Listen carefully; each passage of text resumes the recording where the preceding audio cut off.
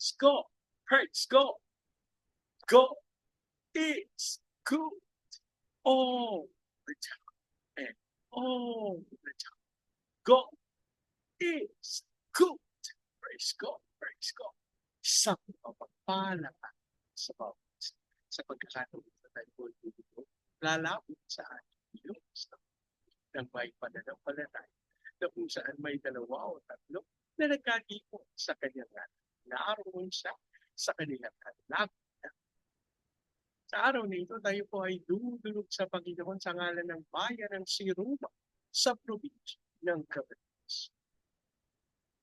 Naman itatag ang alta ng ating manunod sa bayan ng Siruma. May butang sa atong mga kaigsunan diha sa Visayas ug sa Mindanao. Bisan pa katungan ng mga kaigsunan nga na sa Luzon ug sa laing nasod. Nalaygo ang Ginoo sa walang katapusan. Ang ating tungkol sa bayan nasa aklat ng mga kapitong 9 na kabanata. Ang talata po ay ang karatig bansang duoy nakasaksi kami kinya at nagtawa sila, lahat sa palibot ay umalaka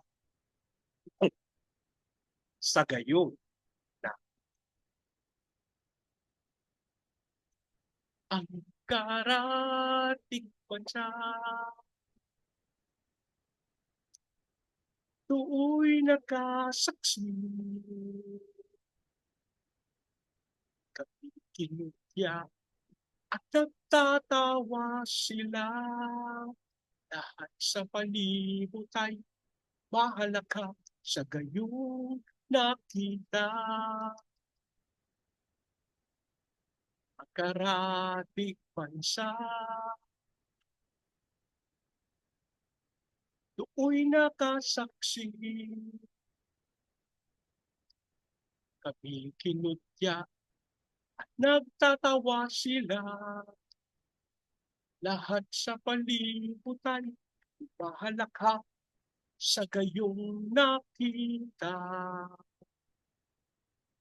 Ako namin Diyos na makapangyarihan sa lahat. Kami po'y nagpapasalamat sa pagkakataon na minsan pang makalug at makalap sa iyong banal at Ama, kami po'y nagpapahumpa, humingi ng tao sa lahat namin pagkakasala. Ang aming panalangin ng lahat ng karumihan, ang lahat ng kasalanan na aming nagawa ay malinis ng banal na dugo ng aming manunubos. At sa oras na ito, aming idinudulog sa iyo ang bayan ng Siru sa probinsya ng Camarines.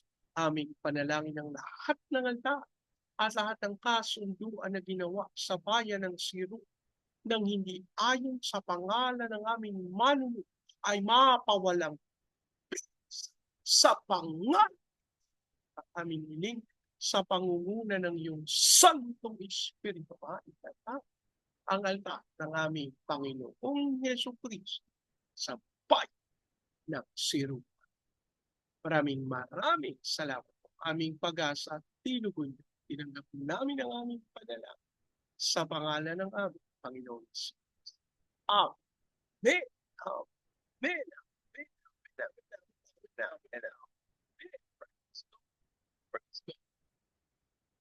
Ang ating po pagkukulay ay mula sa aklat ng Genesis, 30 talata. Ang talata po ay 11 hanggang 13.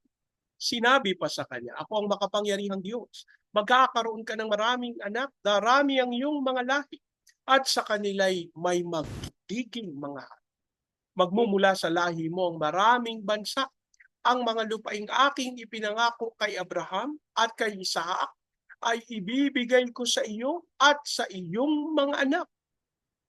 At iniwan siya ng Diyos. Ang Diyos po ang magpala ng kanyang buhay at makapangyarihan salita. Sa bahagi po ito ng banal na kasulatan ay ating matatagpuan kung paano idiniklara, inangkin ng makapangyarihang Diyos na siya ay siya nga. Kanyang itinalaga, kanyang sinabi na magkakaroon ka, ako, Israel, maraming anak. darami ang iyong mga lahi, at sa kanila'y may mga magiging hari. Isa pong kakatwa ang pangakong ito sa kadahilan ng sa kapanahunan ito, marami ng bayan ang nakapaligid, marami ng bansa ang nakapaligid sa kanila, at may kanya-kanya na silang mga hari. Kaya may kaisipan na, nauunawaan na, ni na ako, kung anong tinutukoy ng Panginoon.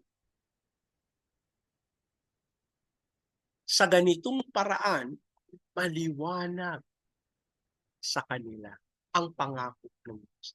Alam niyo po, isang dapat nating maunaw, na kapag ang Panginoon ay nagkaloob ng pangako sa kanyang mga anak, sisiguraduhin ng Panginoon na ito'y nauunawa, na may ganap na kaisipan, kaunawaan yung kanyang pinangakuan. Sa ganitong paraan, papanatag ang Panginoon at yung pinagkalooban ng pangako. Napaka-inam kung tayo ay patuloy na dudulog sa Panginoon at pakiking sa Kanya. Yung pong ipinangako ng Panginoon kay Nunong Jacob, darami ang iyong anak. Bakit? Ang sabi niya, ako ang makapangyarihang Diyos. Ginawang maliwanag ng Panginoon na siya ang tunay na magkakaloob ng kanyang mga pangako. Alam niyo po, may isang pagkakataon ng inyong lingkod may biyayang ipinangako sa akin. At mayroong lumapit sa akin na tila ba handa na ipagkaloob yung pagpapala, yung biyaya na iyon.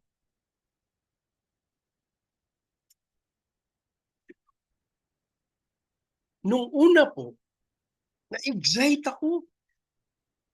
Pero alam niyo, pagtagal-tagal, naunawa ko, hindi ito ang pamamaraan ng Panginoon.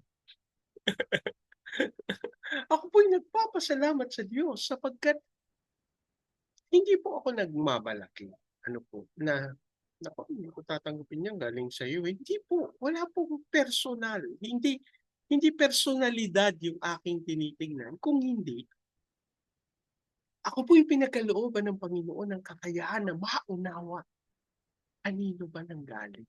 Kanino ba nanggagaling? Sino ba yung magkakaloob?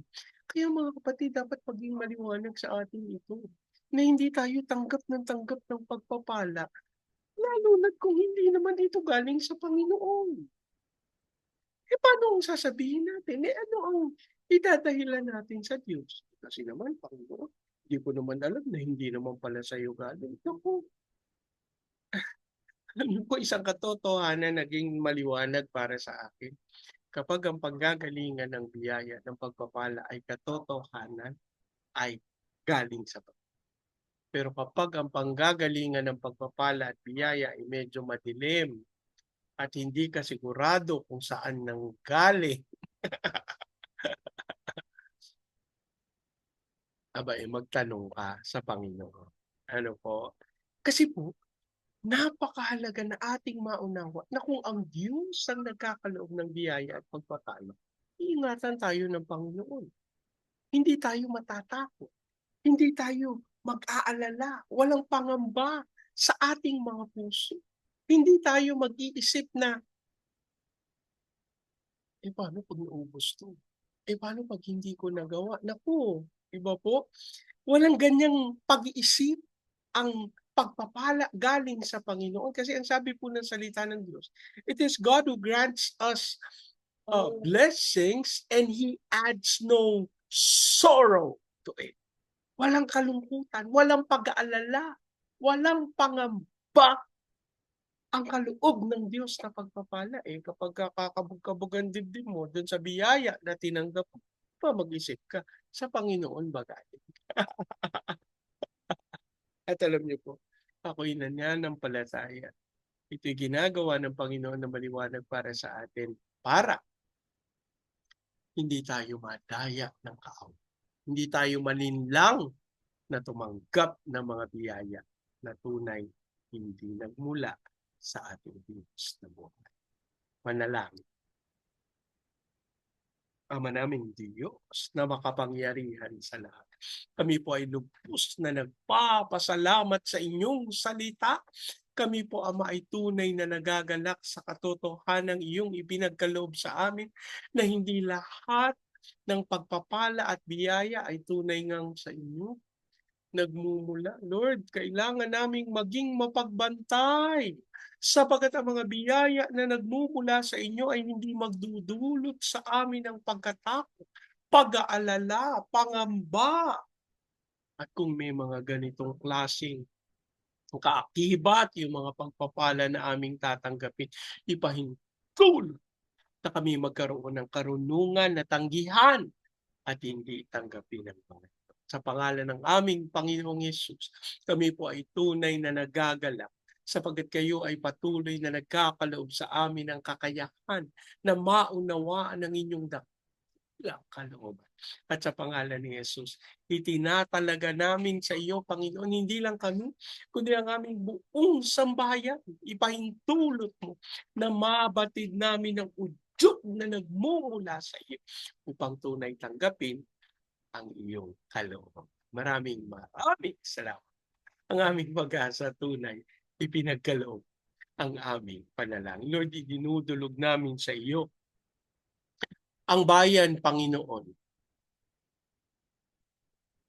Ang bayan ng Cebu sa probinsya ng Camarines. Ang aming panalangin, Lord, ikaw po ang magkaloob ng puso ng unawaan sa katawan ng aming Panginoong Jesucristo.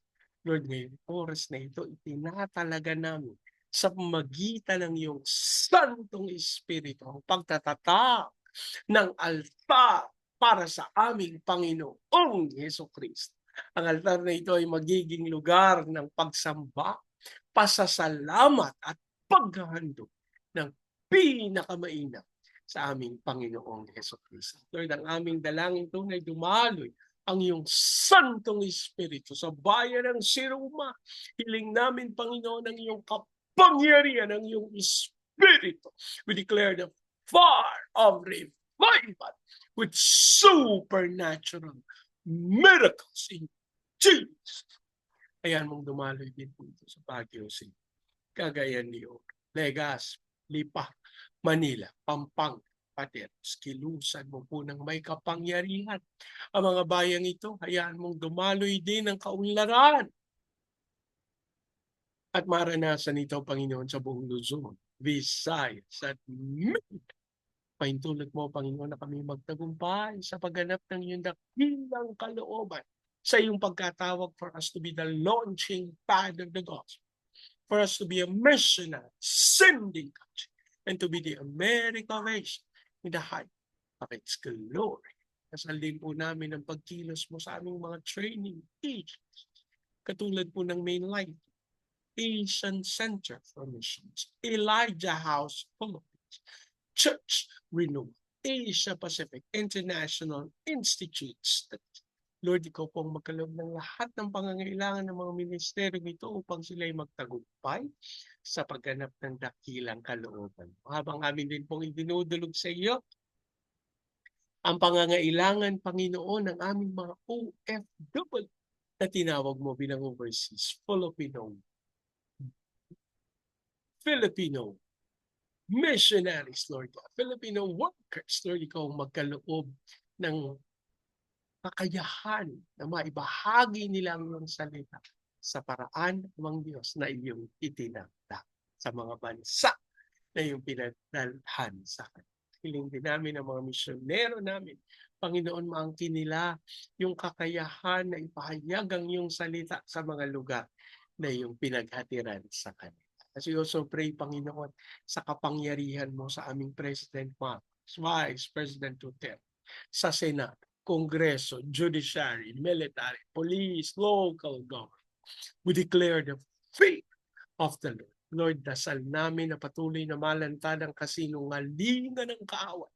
Patunay ang iyong katotohanan ng matagpuan sa gobyerno ng Pilipinas. Hiling din po namin ang pagsama mo sa mga bansa, Lord God, ng Vietnam, Cambodia, Myanmar, Laos, Thailand, Malaysia, Singapore, Indonesia, Brunei. Dasal namin ang pagsama ng iyong Santong Espiritu. Dasal namin ang apoy na nagmumula sa iyo, maging sa Hong Kong, Macau, Taiwan. Lord, dasal namin ang pagkilos ng iyong Santong Espiritu sa Japan, China, South Korea, North Korea, Brazil, Russia, America. We decree the fear of the Lord. We decree the fire of revival. As we also speak peace over Israel. Maraming salamat.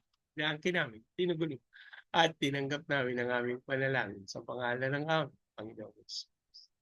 Amen. Amen, amen, amen, amen, amen, amen, amen. Praise God. Praise God. Lagi po nating tatandaan sa anumang pagsubok, problema, kahirapan sa karamdam. Tayo dudulog lalap, tatawag sa Panginoon dahil sa Diyos walang imposible. Sa pagkakataon ito, yan yung pong salitain ko ang basbas ng Panginoon sa inyo at sa inyong sambahan.